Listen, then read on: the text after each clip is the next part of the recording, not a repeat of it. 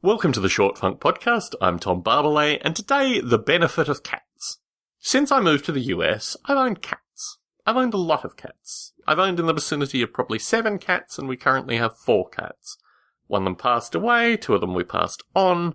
But yes, owning cats has become a thing in and of itself. A thing that kind of creates a variety of other entities that are almost fully sentient, and in many cases actually represent creatures that I would rather spend time with than people, in large part. But in terms of studying cats in the way that I have, you start to see anthropomorphic divide behaviours. We have a cat, for example, who, if he is disciplined, will go and discipline another cat. We had a cat, and I use the past tense, that had 3 quite distinct personalities that he would play upon for comic potential. What I find in cats is a sense of humanity in a slightly more naive and innocent form.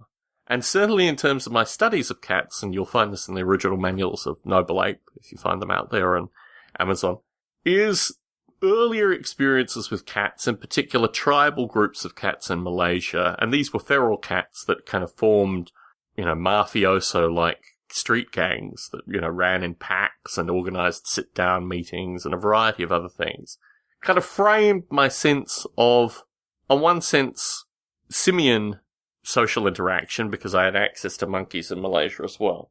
And also taking a similar physical form, changing the size of the brain, putting them in a slightly different context, but also observing the shared but different indications of interacting with these kind of creatures in a semi-wild environment.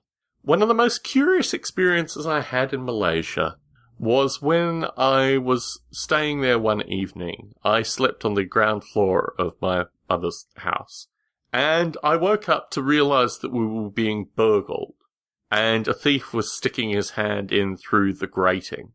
And I woke up and, as one does, ran towards the grating to try and stop the thief from breaking in. It was a kind of immediate reaction.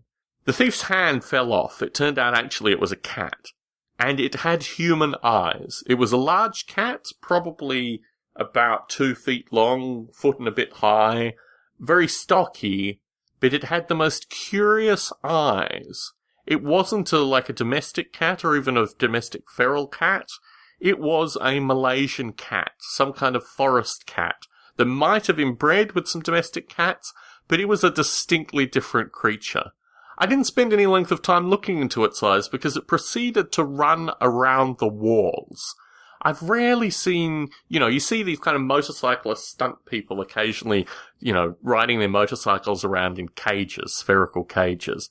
This cat had enough momentum in terms of its movement to run around the walls. And eventually I was able to pry open a window and kind of gesture for the cat to run out of the window. I'm not even really sure how I got the cat out of the room. It all happened too quickly. And it's one of these experiences which is so much on the fringes of my consciousness that I suspect actually I may have dreamt the whole thing, aside from the fact that in the morning I found muddy paw prints on the walls. Tom Barbalet in San Jose, signing out.